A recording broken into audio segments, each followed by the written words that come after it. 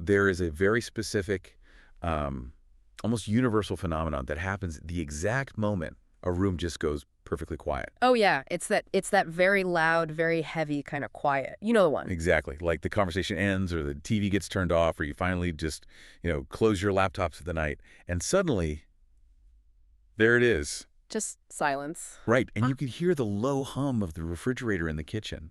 Or maybe, like the ticking of a clock you didn't even realize was in the room until that exact second. Yep, suddenly it's the loudest thing in the world. It really is. And for so many of us, the immediate physical response to that sound isn't relaxation. It's not, oh, finally peace. It's actually a very modern, very real kind of panic. Oh, absolutely. It's visceral. Right? You feel this creeping itch of existential dread, almost. A sudden restlessness in your chest. And honestly, before you even realize what your hands are doing, you are frantically scrambling for distraction. It's just grabbing anything. Anything. Yeah. You grab the remote, or you pull out your phone and just start mindlessly scrolling through like a food delivery app, even if you literally just ate dinner. I mean, we've all been there. We treat silence like this awkward guest that we have absolutely no idea what to do with. Yeah, totally. We just want to shuffle it out the door as quickly as possible. And usually we do that by just throwing any sort of digital noise at it, like, here, take a podcast, take a TikTok, just go away. And that modern panic, that exact feeling, is exactly what our mission is for today's deep dive. We are unpacking this incredibly fascinating explainer titled The Psychological Superpower of Solitude. It's such a great piece. It really is. And the goal here for you listening to this right now is to completely reframe how you view being alone. We're taking this from an awkward, uncomfortable problem that you just feel compelled to fix, and we're shifting it into what the research actually reveals it to be. Which is a profound psychological advantage. And, it really requires a massive paradigm shift on our part. Because the explainer, it doesn't waste time on the obvious facts. Like, we already know society relentlessly rewards extroversion. Oh, for sure. The loudest guy in the room usually gets the promotion. Right, exactly. Society wrongly equates a quiet demeanor with weakness. It labels people who seek out solitude as, aloof or antisocial. Like there's something wrong with them. Exactly. But what we really need to focus on is the psychological truth here, the actual thesis of the explainer. Enjoying your own company, actively seeking out that quiet, it isn't retreating from the world in defeat. Not at all. It is actually a sign of a fiercely active, powerful mind that is engaging with a much deeper internal world. Okay, so let's unpack this for a second. Because if we really want to understand why you shouldn't fear the quiet, we kind of have to look at what your brain is actually doing when you finally push past that initial panic of the humming refrigerator. Right, the biology of it. Yeah. And there is some serious historical proof that this superpower is real. I mean, we are talking about Sir Isaac Newton. He developed the core concepts of calculus while he was completely isolated during the bubonic plague. Just sitting alone with his thoughts. Literally. Or Nikola Tesla, who conceptualized the alternating current motor while just taking a solitary walk. No distractions, no music, nothing. And, those aren't just weird coincidences of genius. That level of breakthrough, it actually requires a very specific cognitive environment. Interesting. Yeah, when you strip away all those competing external inputs, you force the brain into a completely different mode of operation. See, I always used to think of a quiet brain as like an engine that is just idling. Oh, sure. Just wasting gas. Yeah. You're sitting in park, burning gas, going absolutely nowhere, just completely useless. But reading through the research here, it's actually more like a computer that is defragmenting a hard drive. That is a perfect way to look at it. Right. Because if you look at the monitor, it looks perfectly still. The screensaver is on. It looks like absolutely nothing is happening. But underneath the surface. Exactly. Underneath, the processor is doing massive heavy lifting.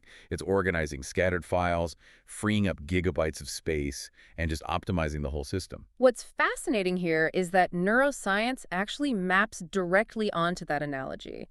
It's not just a metaphor. Yeah, really? Yeah, it has a literal name for that defragmenting process. It's called deep processing mode, and it relies entirely on something called the default mode network, or the DMN. The DMN. Right.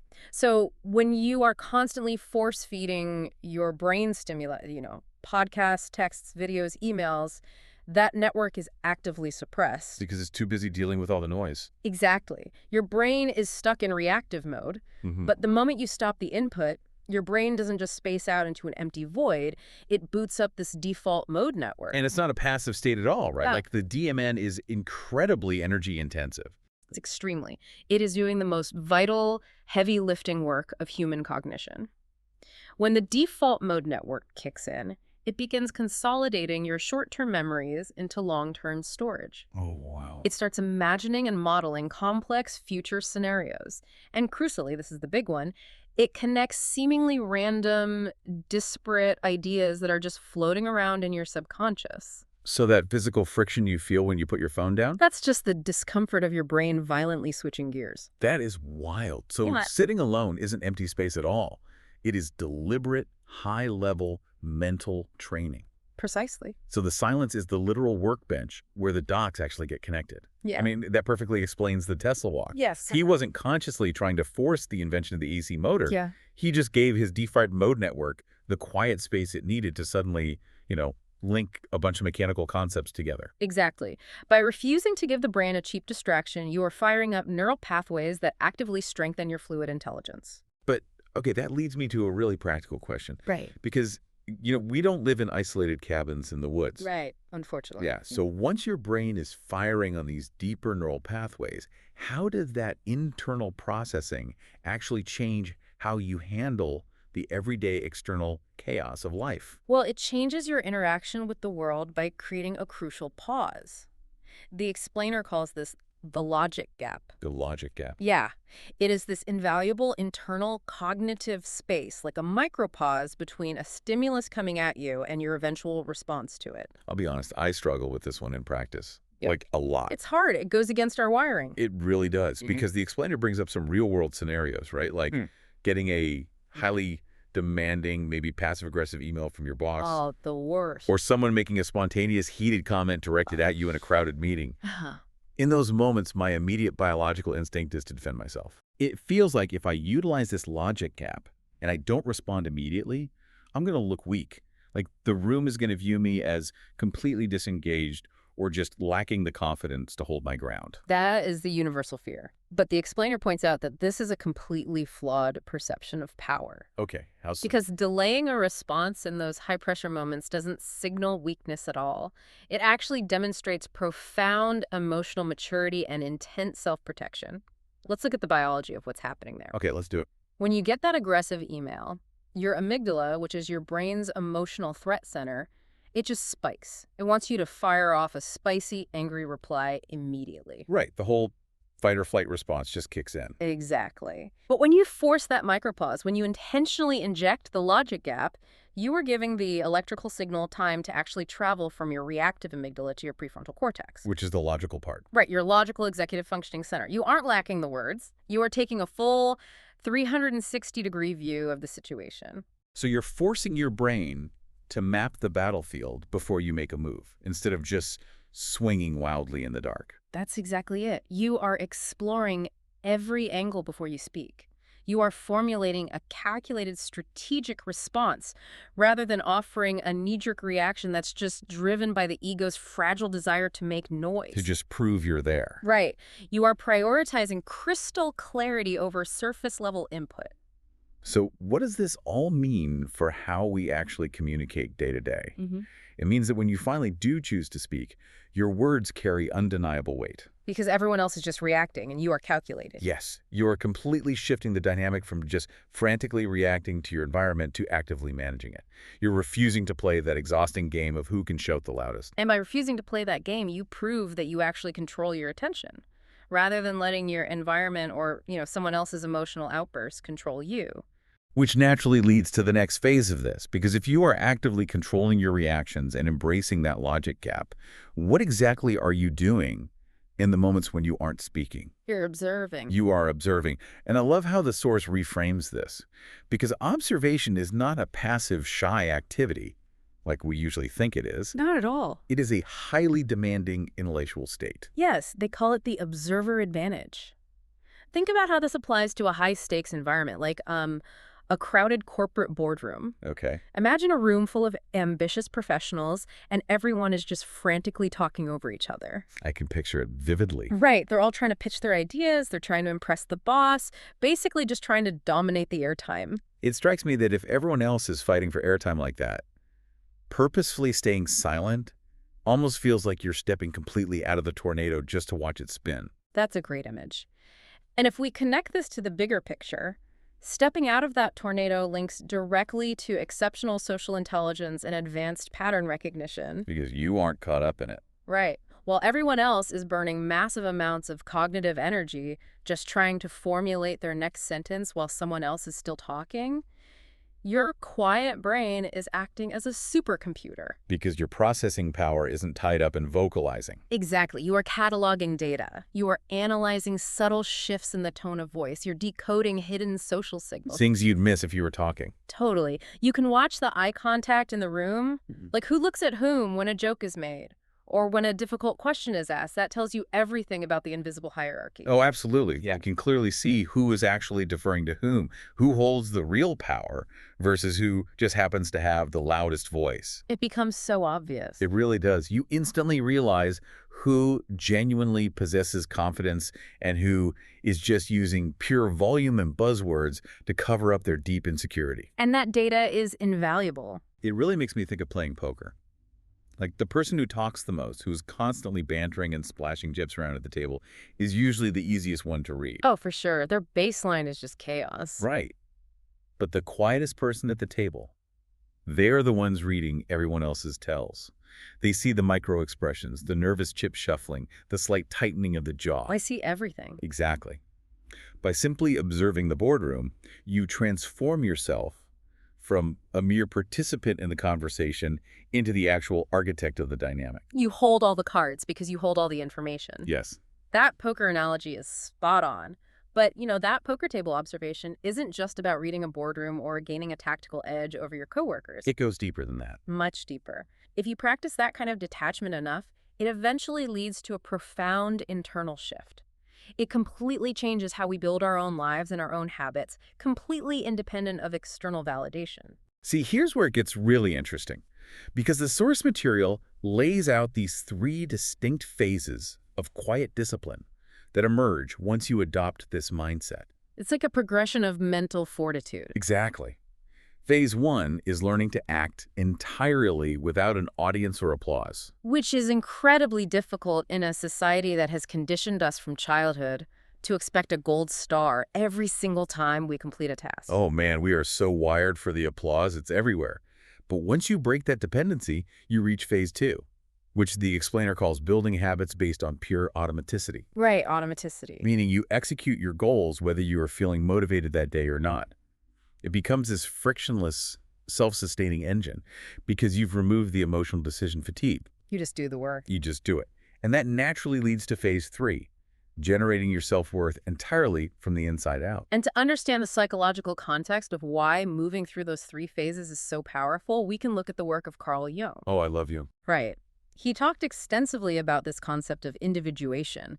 This is the psychological process of integrating your conscious and unconscious minds to basically become a whole, unique individual. Okay. Jung argued that spending time entirely alone isn't just like a nice self-care practice. It is absolutely critical to the process of truly knowing oneself. Because if you're never alone, you're constantly molding your personality to fit the expectations of whoever happens to be in the room with you at the time. Precisely. Solitude is how you find peace in your own baseline state. You stop needing the world to hold up a mirror to tell you who you actually are. That makes a lot of sense. And biologically, this ties into a really fascinating mechanism called cognitive inhibition. Right. The explainer describes cognitive inhibition as like a highly sophisticated mental spam filter, doesn't it? Yes, but it's important to note it's not just a built-in filter that works on its own. It's an active muscle that you have to train. Oh. Yeah. Cognitive inhibition is your prefrontal cortex's ability to consciously suppress and ignore irrelevant stimuli so you can stay on your own trajectory. So you don't get distracted. Exactly. It is the exact neurological reason why one person can sit in a chaotic, loud cafe and read a dense philosophical book with absolute laser focus, Hmm. while another person gets completely derailed and loses their entire train of thought just because a barista dropped a spoon. Right. The first person has spent time building an active mental shield. They've essentially trained their brain to starve itself of cheap dopamine so their prefrontal cortex is strong enough to filter out the spam. And this raises an important question, especially when we look at today's culture of self-improvement. Let's hear it. How much of what we call discipline today is actually just a performance for views and likes? Oh, wow. Right. We see the highly filtered social media posts of the 5 a.m. gym session, or the perfectly curated aesthetic desk setup with a motivational quote. The whole grind culture performance, it's exhausting just looking at it. It really is. But real, lasting discipline, the kind backed by strong cognitive inhibition, is remarkably quiet. It happens in the shadows. Yes. It happens when the phone is buried in a drawer in the other room, the house is empty, and absolutely no one is watching. It's driven by pure intrinsic motivation. You are doing the grueling, boring work, not because you need a like or a comment or a pat on the back. Nope. You're doing it because you have the unshakable inner confidence that the results will eventually speak for themselves. You don't need to narrate your progress to the world. And that synthesis, that realization, brings us right back to the core thesis of the explainer. Real intelligence, true intellectual and emotional power, isn't loud. It's intensely controlled. Exactly. It is measured by internal regulation rather than external volume. Which brings up that brilliant distinction the source makes between having data and possessing wisdom. Because right now, let's be honest, anyone can have data. When you're drowning in data. We really are. You can pull up a Wikipedia page and sound like an expert on quantum physics or ancient Rome in 5 minutes. Or at least fake it well enough. Right. Having the vocabulary to speak for hours is one thing. But possessing the refined, calculated wisdom to hold back, to listen, to process the world through the logic gap before you contribute. That's completely different. That is mastery. You want to become a deep vault of knowledge. And think about a vault. A vault is selective. It opens rarely, but what it contains is highly valuable and carefully guarded. That's a huge shift from how most people operate. Because honestly, most of us act like a leaky faucet of information. It's just dripping everywhere. Constantly dripping our every half-baked thought, complaint, or hot take out into the world the literal second it crosses our minds. It's so true. A vault retains its value by design. A leaky faucet just empties itself out until there's literally nothing left. So knowing the immense neuroscience and psychology behind all of this, the default mode network, the logic gap, cognitive inhibition, the source material, actually leaves you with a direct, practical request. A challenge, really. Yes, and we are going to pass that challenge directly on to you listening right now. It is the 10-minute silence challenge. And we should clarify, this isn't a loose suggestion. Like, you have to follow the rules explicitly if you want to see the cognitive benefits and actually boot up that default mode network. Right, okay, here are the absolute rules.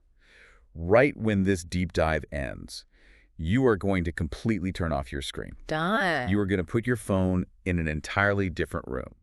Not just face down on the desk. It has to be physically out of reach. That's crucial. And you are going to sit in total uninterrupted silence for exactly 10 minutes. No ambient background music to set the mood. No rain sounds. No lo-fi beats. No picking up a magazine or a book to pass the time either. And importantly, don't even try to actively meditate. Oh, that's a good point. Yeah, don't do a body scan, don't focus on your breath. Just sit there in the room and exist. And we really need to warn you about what you can expect to happen so you don't just quit early. Please do. Around minute 3, it is going to feel incredibly uncomfortable. That modern panic we talked about at the very beginning, that creeping existential dread, it is going to flare up hard. It's the worst feeling. Your brain, which is severely addicted to constant stimulation, is going to scream for a distraction. You might literally feel your fingers twitching for your phone. I failed this so miserably my first time. I made it like 4 minutes and convinced myself I needed to check an urgent email. It is shockingly difficult. It is the ultimate test of cognitive inhibition. But if you can push through that friction right around minute 8, you are going to witness a profound shift. The breakthrough. Yes, the anxiety will start to dissipate. Brilliant insights, forgotten memories, and creative solutions to problems you've been stuck on will naturally start bubbling to the surface. Because your default mode network is finally getting the runway it needs to take off. Exactly. By sitting in that quiet, you are choosing mastery over your next cheap dopamine hit. You are proving to yourself that you can handle the raw power of your own mind without needing a digital pacifier. The explainer poses a really piercing question near the end, actually. It asks, what important truth are you avoiding by constantly seeking out the noise? Wow. That's a heavy question. And I think that leads us to one final thought for you to take with you, something that builds on everything we've just unpacked today. Let's hear it. We've established that silence is the only place where the default mode network operates, which means it's the only place where our deepest intelligence, our pattern recognition, and our most original ideas can truly take root. Which, if you think about it, paints a rather concerning picture of modern society. Exactly. If we are constantly plugging our ears with podcasts, drowning our eyes in endless vertical video feeds, and essentially outsourcing our internal monologues to algorithms, are we accidentally engineering a society that has completely forgotten how to generate an original thought? It's a scary thought. If you never give your brain the empty space to connect its own dots, you are just regurgitating the dots that an algorithm fed to you. You really are. So the next time a room goes perfectly quiet and you hear that faint hum of the refrigerator, and you instinctively reach for a playlist or a video to fill that awkward void, ask yourself, whose thoughts are you choosing to experience instead of your own? A question definitely worth sitting in silence with. We'll leave you with that. Stay curious.